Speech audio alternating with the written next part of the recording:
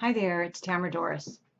If you have been in the metaphysical or New Age or even like the Unity Church world, self-help world is even expanded to this, I am sure you've heard the expression, abundance is your birthright.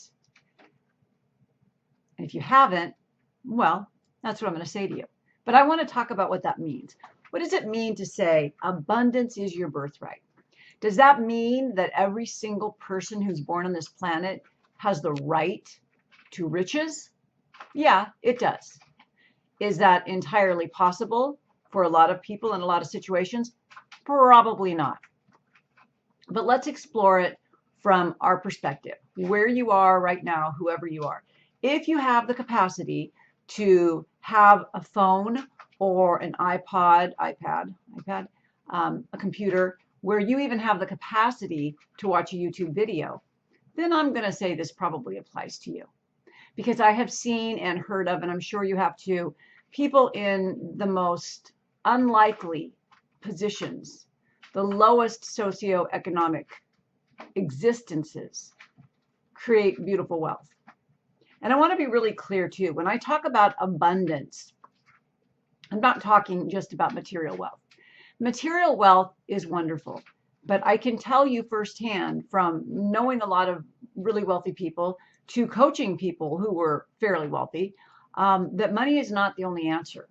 I understand that when we don't have it, we feel like it's all we need, because if I had money, I could fix this. If I had money, I could go there. If I had money, I could change that. And I'm not disagreeing with you. Money really helps the world go around, and it helps us elevate in different ways, right? Because let's face it, if I'm going to go on a vacation and I want to go buy a new wardrobe for the vacation, that's going to expand my energy. So that's a good thing. But it's really important that we know, we understand, accept that financial wealth and material things are definitely not the end all be all. The end all be all is really, really more about what we do for others than we do for ourselves. But I'm not going to get all preachy on you here. This is not a sermon. I'm not standing in front of a pulpit, so I'm not going to go there. Instead, I just want to encourage you to start recognizing that abundance is all around you. Because you know what? That is the first way to increase your material wealth, your finances. What do I mean by it's all around you? Walk outside. Look at the trees. Look at all the leaves. Do you think a tree loses a leaf and says like, oh no, I don't have any more, and constricts and contracts? No, right? It's just part of nature. We live in such an abundant universe. There is so much that we have. You know, that we have air to breathe, we have water, we have food, we have shelter, we have earth. We have so many things to be blessed about. But the problem is, as I see it, is that most of us are walking around so worried that we're going to lose what we have or not get more of what we need. I want you to think about that.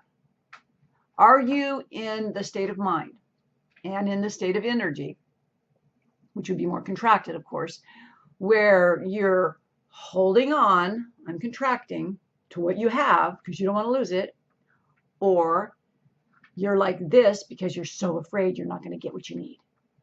Very contracting energy. That is not abundance. That is scarcity, as in scarcity is not a place to go. It's in survival mode. It's scarcity. It's not going to be conducive to attracting abundance into your life, for sure. But on the other hand, like when you walk outside and you see nature and you're like, wow, look at all these things. How many blessings are there? There are so many blessings. It abounds and astounds me how many blessings that we have that we just close off to. Because when we're so constricted, we're not noticing the beauty and the abundance. Now, another part of abundance is being a good steward for what you already have. And it doesn't have to be money. But if finances are your thing, like a lot of people who I work with, be grateful for what you have. Be joyful that you have a home to live in, that you have a car to drive, that you have internet. Celebrate when you find a penny on the sidewalk. So what if it's just a penny? Celebrate what you're doing when you celebrate what you do have, is you're being a good steward of your abundance. And think about it. Why would the universe want to give you more if you don't appreciate what you have? It's a really good question.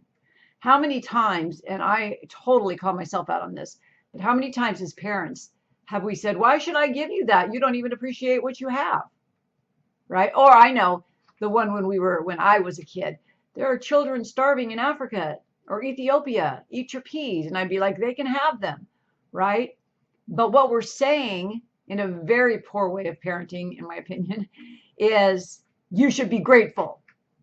And how does that feel? You should be grateful for what you have. It's very contracting. It's very constricting. It doesn't inspire gratitude in the least, right? So it's not an abundant mindset. But to say, look what I have and more is coming. That's being grateful for what you have and being open for more to come in. See, that's the thing that we forget about, is we get to be grateful in advance, and that leads us to more abundance.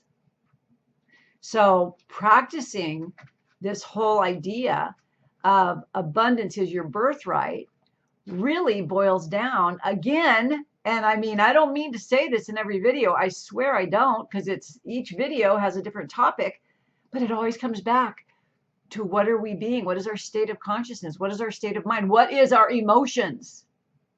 Our emotions are so indicative. If you only had one thing to focus how you're going to manifest, it would have to be your emotions. And your emotions come from your thoughts. Now, your thoughts can be from your unconscious beliefs or your conscious beliefs, or your conscious thinking, I'm sorry. So if your unconscious beliefs have a negative nature to them, then of course the emotions that follow are going to be, and all you have to do is be aware, present, and awake enough to notice that you're in a negative attitude, that you're in a constricted scarcity mindset. That's all you have to do. You don't have to go, okay, I need to see Sigmund Freud and figure out when I was 5 years old, what belief was going on that caused me to create this emotion. You don't have to do that.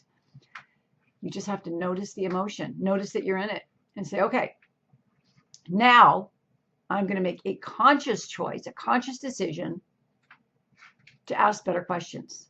Like, what am I thinking right now? I'm thinking, life sucks. I don't have enough money. This is never going to work. Are those conducive to being in abundance? Absolutely not. So now you get to choose different questions. What can I be grateful for today? What makes me happy?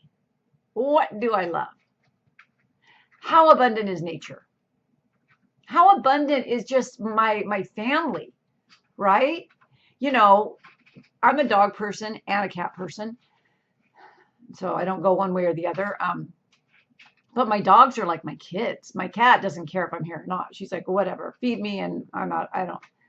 My dogs are unconditionally, like, they think me coming home after being gone for an hour is like the end all be all of life itself. Like, let's celebrate. Mom got back from the backyard. Whoo! It's a big deal, right? And I respond to that. It makes my frequency jump up because they love me so much, right? The point being, if I took one of my dogs and I said, here's $5 million. I'm going to sign this over to you right now. Or here's a ribeye. What would they take? They'd go for the steak. Why? Because dogs, animals in general, are expansive. They're open. They understand the energetics of abundance. They want to feel good. They want to frolic and play. They want to get pet. They want to sleep. They understand abundance. But we think, I got to have that money to be happy. I'm not going to enjoy the ribeye or cuddling up with my family or that nice hot cup of coffee because I'm focused on the money. So see, that's where people, in my experience, that's where we drop the ball.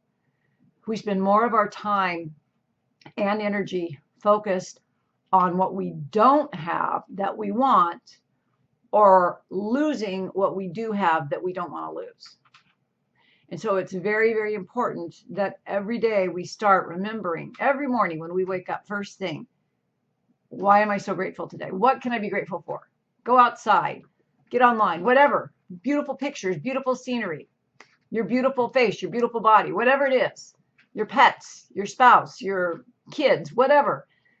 So much to be abundant for, or excuse me, grateful for. So be in that gratitude, that energy of gratitude.